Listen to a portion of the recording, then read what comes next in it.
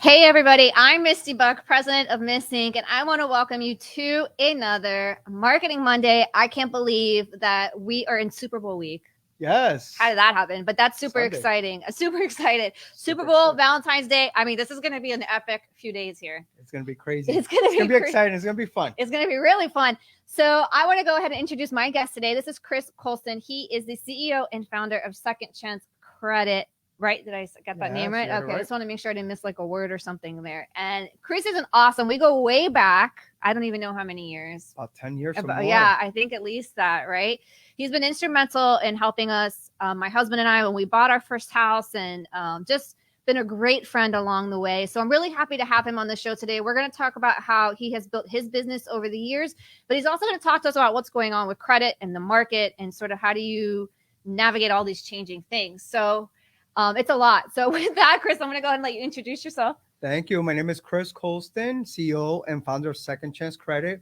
Been in business now for 21 years, Misty. 21 That's years. I remember impressive. when I first started, I was 21 years old. Oh my gosh. So it's a you long started road. Second Chance at 21 years old. 21 years old. Oh my god. And I didn't realize that.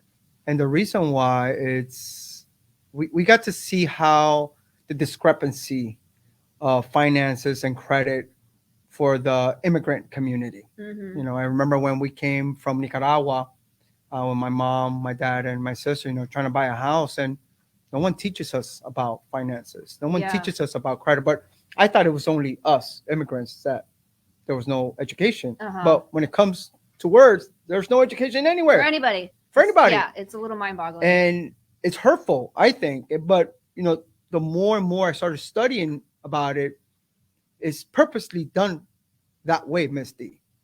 Because the United States of America runs on debt. They make money by us being in debt. The more we're in debt, the more interest we pay.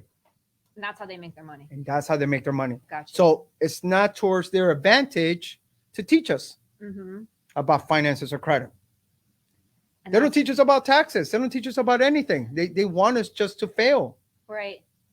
Because that's how they make their money. Everything is credit. But they don't teach us how to play the game of credit. So, for instance, we're talking about Super Bowl, right? Imagine if you and I go and play football, but we don't know the rules. Right. We don't know if you catch the ball, you get tackled. If you go out of bounds, this stops. How can you be successful if you do not know the rules? Pancakes. Flat on the field. And this is how we get pancaked with our financials, with our credit. Wow. Purposely done. So what are you guys doing to solve that educational piece? For me, it's every client that I get, I sit down with them. So before COVID, we'll sit down with them and about an hour and a half consultation. Now with COVID, everything's by Zoom, but we still provide that education. I don't want my clients to ever come back to me because of credit problems or financing problems. So I teach them. I said to them, why did you miss payments? Why did you get yourself into too much debt? Why don't you have enough money in the bank? I had a client that there were two doctors, husband and wife, both of them making $350,000 a year. Each. So that's $700,000, Misty. Oh, my heavens. When they came to me, it's because they had credit problems. They sat down with me and I looked at their credit. I'm like, why are you missing payments? What's going on? And I said, how much money do we have right now in the bank, right? I needed to understand what was going on. Right. They only had $7,000 in their bank. So they were way outspending. And that $7,000 was going to be gone by next week. Wow. Because their two Rolls Royce were $3,500 a piece. Their payment. Oh my gosh. So, and I said, doctor, what's going on? And the lady told me, she goes, Chris, both of us are physicians. All of our friends are physicians. We need to live in the Gables. We need to have this type of house. We need to have this type of automobile. Our circle has this. So everybody is catching up to the Joneses. They want to be the Joneses. They want to flaunt more than they can. And I was like, we can't do this. I think especially in Miami, right? It's crazy. And I think one of the things, so we've talked about this a little bit before too. I know you work with with pro athletes. Yes. And we see this with pro athletes too, where they sort of fall into this trap of having to live up to who they think they need to be, and overspending or having like other types of issues that, you know, that pop up as a result of that, or, you know, not knowing really who they are because they're so caught up in living up to this character that they think they're supposed to be. Well, you and I spoke about this before, Misty, is the mental health, right? Right. We're trying to overcome something that we didn't have. Mm-hmm. So I had another client that she has like a whole closet of shoes. Mm-hmm. And her husband's like, her thing is shoes. And I asked her, I said, you're here because you want to purchase a building. We need to save money on not buying shoes. And she goes, Chris, when I was young, I didn't have any shoes. I was literally walking barefoot. So for me, I'm trying to heal that point. But I'm telling you, I'm like, you're not going to purchase your building. Now we're not buying shoes anymore. You're buying a building. Mm-hmm. So we need to save, you know. Yeah. But it are things that's from the past, Misty, that still brings us down. Mm-hmm. You know, these physicians are so wealthy, right? These football players are so wealthy now, but their past was not wealthy. Mm-hmm. So now we have to just overdo things, and it's crippling. Yeah. And no one tells you no. It's Misty, true. No it's true. But I think even as a small business owner, we fall under that trap, right? Because you think, okay, like my friend, they're a small business owner and they're doing this, and I should be doing this, or I need to be spending that much on ads, or making my business look like this, or having this kind of office, or whatever it is. Like, everybody falls into that trap. I did. Yeah, I did. I had a gigantic office in the Gables, and with the pandemic that happened, I had to go to the smallest office. Yeah. And still, Chris, we're still second chance credit. We're still helping our clients. Right. But we wanted to do that, right? We felt forced, but also we don't know everyone's issues. We don't know everyone's finances. You may look great. I may look great, and we don't know what's going on. Yeah. So we're living a persona to satisfy who? And I see that a lot in the credit world. People just racking up credit card debt. Oh my gosh. From left to right. Right. I always tell people, I'm like, if you're going to buy something, you have to pay it off cash. Yeah. And when I say that, I'm talking to myself as well. Yeah. No, don't put it on the credit card if you can't pay it on the statement, right? That was super hard to learn. Oh my God, I made those mistakes. Misty, it's so easy to fall that trap. You know, Yeah. I'm going right now on our honeymoon next month. Oh, my fiance. Congratulations, by the way. Thank you. Appreciate that. We're going to our honeymoon, and actually, her and I, we paid 50% of it. She paid 50% of the honeymoon. I paid 50% of the honeymoon. We put it on the credit card so we could get the miles. We could fly. Right. But she gave me cash. I put cash, and we paid it off. But it's so difficult, right? Because you have this credit card. It's like, oh, I could just put it and I'll pay it off in next month. Right. Next month comes. Right. An emergency happened. Right. Yeah. And then you're piling on. Right. And then you're paying interest. Mm-hmm. Misty, 17 to 29% interest you pay on credit cards. It's looking at those statements, it hurts. Doesn't it hurt? And to see what's out there. And we do it. So I want to continue this discussion about credit, but I do want to talk a little bit too. So 21 years, obviously you're super passionate. You're super knowledgeable. This is not something that's just a numbers game. This comes from the heart for you. Yes. So that's probably been a huge piece of how you've been able to build this business. And I can say, having heard you speak, interacted with you one-on-one, hired you to help us with our own things when we were buying our first house, that you are so genuine. So what are some other keys if people are building their business? What are some other things that have been really helpful for you along the way? So many people helping me out. Yeah. So many people helping me out. Misty. In what ways? So my cousin, I call her my cousin. She's not my blood cousin. I call her my cousin, Christina. I remember she's the one that did my mortgage, my first mortgage when I was 23 in 2003. And I met her because her brother worked at the same dealership that I was working at. And she helped me get the mortgage. And once I started doing second chance credit full time, I reached out to her and I said, Prima, I need your help. She does mortgages, and I'm like, I need you to send me clients. She goes to me, come to the office every Friday and we'll look over, deals that I could not get approved. Okay. We'll look at the credit reports. We'll look at the finances. You tell me if you could get it done. And then with that, we'll call them together. Oh, smart. Misty, if it wasn't for her, I would not be here. Yeah. It literally, she maintained me. And that's the word that I use, maintained me for a whole year, because all of my clients came from her. Wow. I was learning about the business, how to do things, how to put things together, because I had an idea, but once you start executing, then you're like, whoa, different ball game. Yeah. So allow yourself to be helped, but also be vulnerable to go ask for help. Right. Go ask for help. You know, when you and I met at Starbucks, you know, I was helping you out. You helped me out big time that day. But how many people did that for me? Gazillion. Yeah. Gazillions of people have helped me out. Yeah. So you have to just be willing to put yourself out there. And ask. Ask for help. And ask for help. I love that tip. There's a lot of great people out there. I love that tip. And it's true. Like, don't we know so many people, and you don't necessarily say to them, hey, you know, I'm looking to do this. Can you make an introduction to so-and-so for me? Right. A lot of people like myself, I get really shy with stuff like that. But to your point, I think if you're able to sort of move past that, you can really open a lot of doors for yourself. A lot. And I always say that why are we shy asking someone to help us out? Mm-hmm. Why? Insecurities of ourselves. We want to look more than what we are. Right. You know, but I can do it on my own. I don't need help. Like, I don't want anybody to know I'm struggling. Like, how many things go on that maybe you don't even realize are going on, right? And then when you get to talk to someone and you could be relatable. Yeah. Like, oh my God, Misty, you went through the same thing? Oh my God, me too. Right. And then we bond. Right. Now you're like, okay, let's help each other out. Right. People are out there to help out. Mm-hmm. You know, after that, with the stuff with my cousin, with la prima, SunTrust Bank helped me out. Really? Yeah.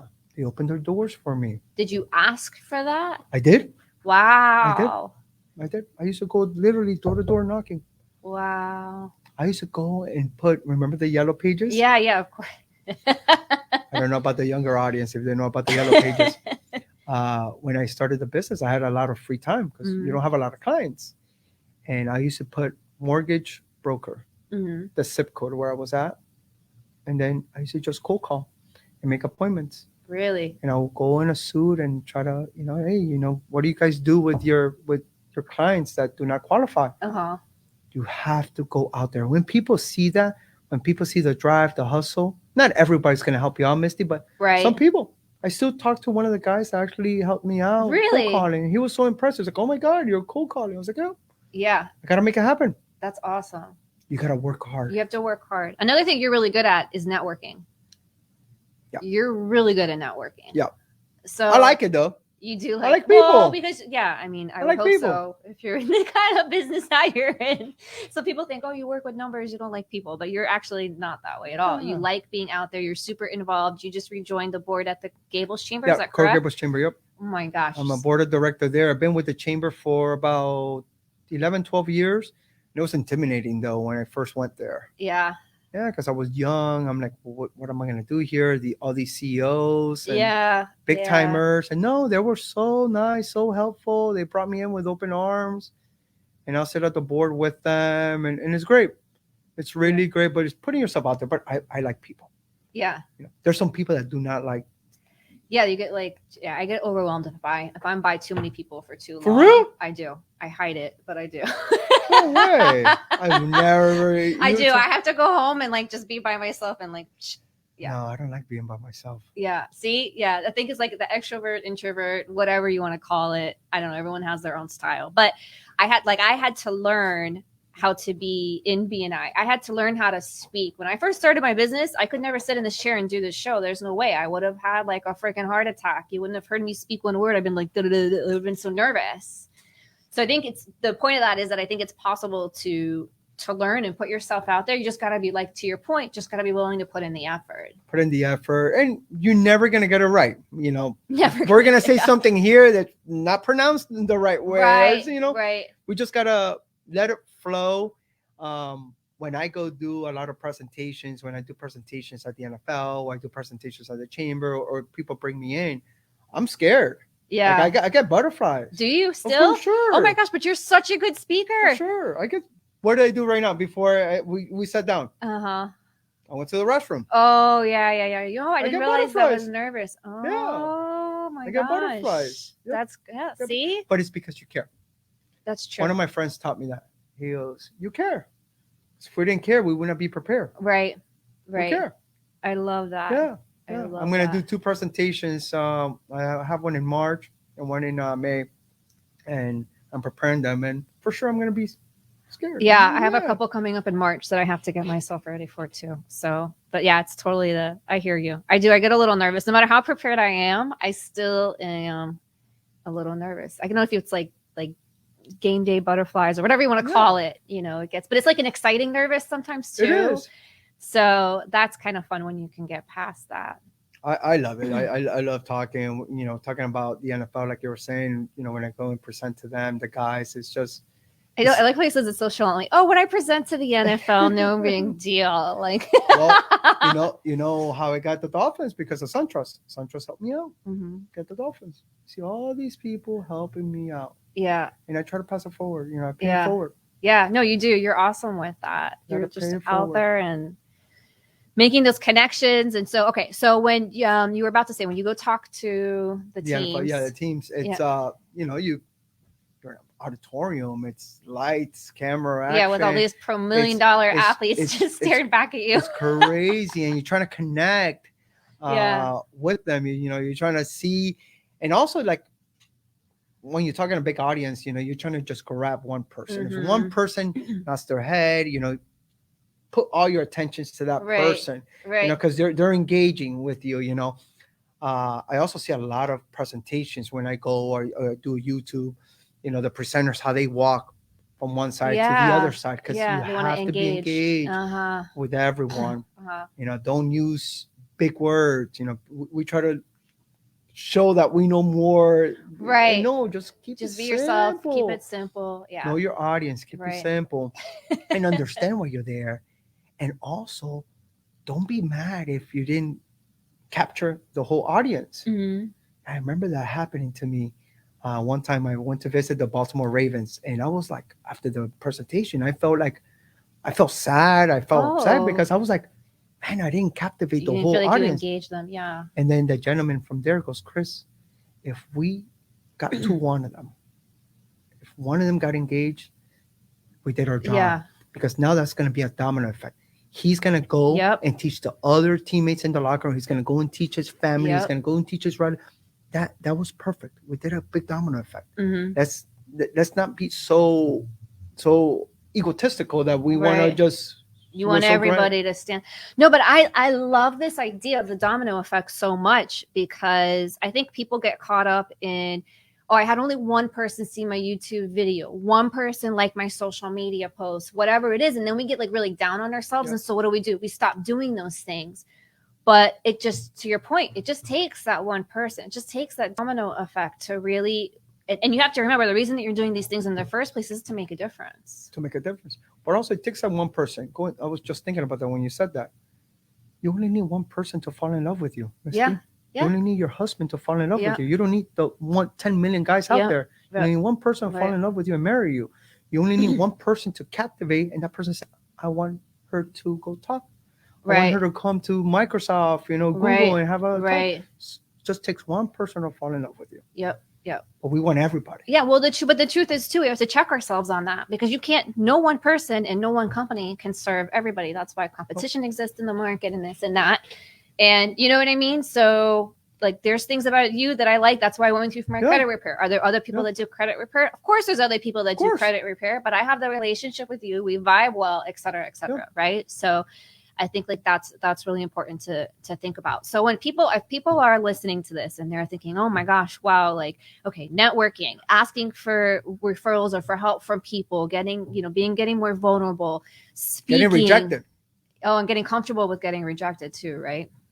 You're gonna get rejected all the time. People are just gonna flat out not respond to you, or say no, thank you, or choose someone else. Yeah, or choose someone else, or not vibe. You know, and it's okay. Yeah. Trust me, I go to my therapist once a week about this.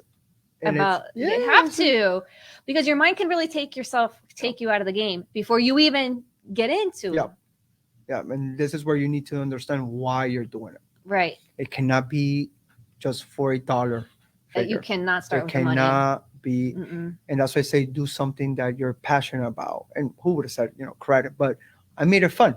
Yeah. I made But it you fun. were passionate about it because you said when your family came here, Yeah. that was something that you guys struggled with. So for you, it's very personal. It's personal, but also I made it fun because now I brought in sports. Right. I'm such a sports guy. I brought in sports now to that aspect. I like cars, so then I started working with a lot of dealerships, like one of the biggest dealerships here in Miami, the Collection. They send me a lot of clients. So it's so cool. Like I have clients, buying their first Toyota Corolla or Honda Accord, and then I have clients buying a Porsche. It's just so cool. But I'm still in. You're still impacting that person's life, aren't you? Helping them. Correct, but I'm still in the market of what I like. Right. Automobiles. I help out people buying automobiles. I help people buy homes, right? Because it's something passionate. And then I help my athletes also. Right. So I make things fun. People always say, man, you work hard, you work a lot. I'm like, I do. But I make it fun. But you do make it fun. Didn't you just post recently, you and your fiance were at on the sideline of one of the playoff games with one of the teams that you guys support? I mean, that has to be so fulfilling. It was so great. And for her to see that, I also take my kids, for them to see that. Yeah. It's really, really cool and impactful. And and you're like, okay, I'm doing great. We're doing great. When I get phone calls from clients saying, man, thank you very much. We just closed on our house, in our home. That is so rewarding. I tell everybody, I'm like, the reason I'm in the house I'm in is because Chris Colston helped us. I tell everybody. Thank you, Misty. Thank you, Misty. But it's true. But it's true. But it's so simple and basic if we will get this education. Again, going back to education. Imagine they would have taught us about this. Oh my gosh. In high school. Yeah. Or even how to create a budget. I had no idea. So when you're buying your first car, are you buying something that you can afford or something that you want? Do you know what your budget looks like? Do you know what it takes, what your living expenses are? You know what your income is, but what about everything else? Are we taught how to balance that? When no one teaches you that. And the street is not going to teach you. You know what the street's going to teach you? You're going to get paid. Yep. And you're going to get scammed. You go to a dealership, they don't care if you make $20,000 a month. I'm sorry, $20,000 a year. They don't care. They're gonna sell you. They're gonna sell you a car that maybe you cannot afford, and it gets repossessed. They don't care. They got paid their finance. They got paid their commission. Right. It's transaction for them. Yeah, you got to really understand how to help yourself. So on that note, because I can't believe we only have I don't even know 5 minutes or so left. I know it's going by so fast. So on that note, I wanted to just wrap up today by talking a little bit about what's going on in the market. One of the things that we talked about is the incredibly high credit card debt. Yes. So why don't you share a little bit about that right now? Maybe take home tips for people. Misty, it is so crazy what is happening, and more so now during this pandemic. So many help, PPP loans, printing money, all this, but people are just going crazy buying stuff. Right now, we're at all-time high on credit card debt, $930 billion. $930 billion in credit card debt. And who is this in debt? This is Americans. So this is not the world. This is just in America. $930 billion. So imagine what a beautiful system, right? They charge you 17 to 29% of that debt. You get passive income every month. They're making money in their sleep. So all these high rises, all these things, we pay for those people's high rises. Oh, yeah. We pay for them. That makes sense. Because we're getting ourselves into debt. Right.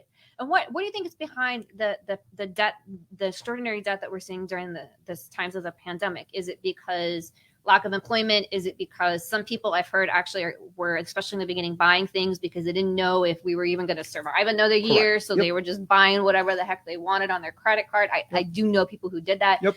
So, what do you think is behind all that? And more importantly, how can we help ourselves get out of it? I think it's a combination of things, but we should stop blaming others for what we do. The government is bad. Well, you're the one that got the credit card. You're the one that applied for it. Right. You're the one that used it. Right. So let's not blame somebody else. We got to look ourselves in the mirror, and it's very hard to do so. Yeah. But we're the ones buying things that we should not be buying. Right. We should stop buying crap. And what happens is the more in debt you are, the lower your credit score is. So now your credit score starts to drop. And then if you need to go buy an automobile because your car broke down, or you need to buy a house because your family is growing, guess what's going to happen now? You're very high in debt, low credit score. Now you're going to pay a higher interest rate for the automobile loan, or you're going to pay a higher interest rate for the home. Right. Or you may not get in because your credit score is bad. Right. Now, Misty, they're charging you more money for your automobile insurance because your credit score is bad. It affects everything. It's a ripple effect. Talk about the domino. Go buy an iPhone. Yeah. They check your credit. Yeah. Interesting. You have to put down payment. Your light bill, your DirecTV.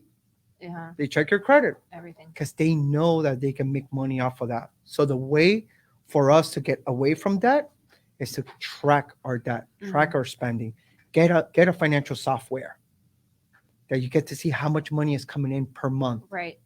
And what about the financial pressure that we feel with having to keep up, or feeling like, okay, now I made mistakes. How am I going to get myself out of it? Like, what are some tips that you would give on that? Because I think like the emotional and the mental part, it'll drive people to depression and all kinds, and even suicide. Yes. So how do we, if someone is watching this and they're in that position right now, what would you say to them? The first thing I will say, stop using the credit cards. Stop using them. The other tip I'll say, contact every single credit card that you have and speak with the hardship department. Hardship department. Yeah, they have a hardship department. Every single credit card has a hardship department. You'll tell them what's going on. They will freeze your credit card so you cannot use it. Okay. They'll freeze it. They'll drop the interest rate, substantially, and they'll tell you, okay, for 24 months, this is going to be your new payment, and you got to work on it to pay it off. Yeah. And you will not hurt your credit, because there's credit consolidation companies that will consolidate your credit, but you have to miss payments on that. So you hurt your credit. You have to pay them a big fee. But then it's a huge payment every month. It's a huge payment every month, and you hurt your credit. You're paying a big fee. Right. And you did not advance. Right. With the hardship department, your credit does not get hurt because you're not missing payments, but you're not using the credit card anymore. Which is smart. Yeah. Very smart. Now you go down to what I call a debit card diet. You only use your debit card for everything. And many people will be like, how can I do that? At the beginning, it's going to be a little tough, but afterwards, you're going to be like, this is really cool. I can do this. Yes, because now it's like, okay, you wanna get this $1,000 iPhone. Now you're probably gonna be saving for 6 months or 8 months or 12 months. But but you can still get it. And you're gonna feel so good because you don't owe anything. Yeah. You're out of debt. Yeah. It's gonna feel so good. Right. But you gotta make the first step. The first step is knowing that you're in trouble and that there's a way out. But there's a way out. That's the piece that I think is super important, is that there is hope. There is a way out. It may not be easy, but guess what? Walking through challenges is never easy, no matter what they are. Right. So I think this piece that you shared today about calling the credit card company, talking to the hardship department, getting your card freeze, working out a plan, paying everything from debit. And it might happen like in little by little by little by little, but you can almost like even create, like I've done this before when I was paying off a credit card debt, was sort of like create a tracker. And like every month I made another payment, I would like fill in, and you could just see it like getting closer and closer and closer to being paid off. And that's fulfilling. 1 will always be greater than 0. Exactly. 1 will always be greater than 0. And it's a snowball effect. You start doing one good action for yourself. Yeah. Then you're like, this feels good. Then you're going to do another action and another action, another action. Then once you see it, it's gone. People tell me, how can I save money? I was like, first start by saving a bit. Something. $50 a month. Yeah. Something. $100 a month. Right. We have a young associate at the office. I was like, Maria, you need to save $5,000. When she saves $5,000, I told her, let's go to 10. She's right now about $30,000. Wow. And she's 21 years old. That's more than a lot of people have saved in their accounts. That's incredible. But I couldn't put the big gigantic number. Let's go to 30. Right. Because then it's going to be like, How do I achieve do that? It. Right. It's so far, right? Like you need to be able to grab something. Right. So 5,000, I said, okay, this is still a scary goal for her. Right. That she could work and grab it. Once she grabbed it, she's okay, I can do it. I can do this. Yeah. Let's do another one. Right. Yeah. I love this because I think, especially today, we're seeing, and there's a lot of talk in Miami about living expenses and the growth here and how much everything is going up. But I think we want people to take away today is there's hope. There's hope. And the only way that there's hope is acknowledging there's something wrong that we're doing, but also how we're going to be able to simplify our lives. Yeah. Taking responsibility. You may have to sell your car. Yep. You may have to go move in with your mom and dad for a year to pay off debt. Right. But there's hope. Misty. There's always hope. And then once we rebound, it's so much better. And we're going to continue to mess up. We can't take ourselves so seriously. Yeah. We're not going to mess up. Trust me, I used to think my parents were like the ideal. They never messed up. And then when you look, you're like, girl, you mess up too. Yeah.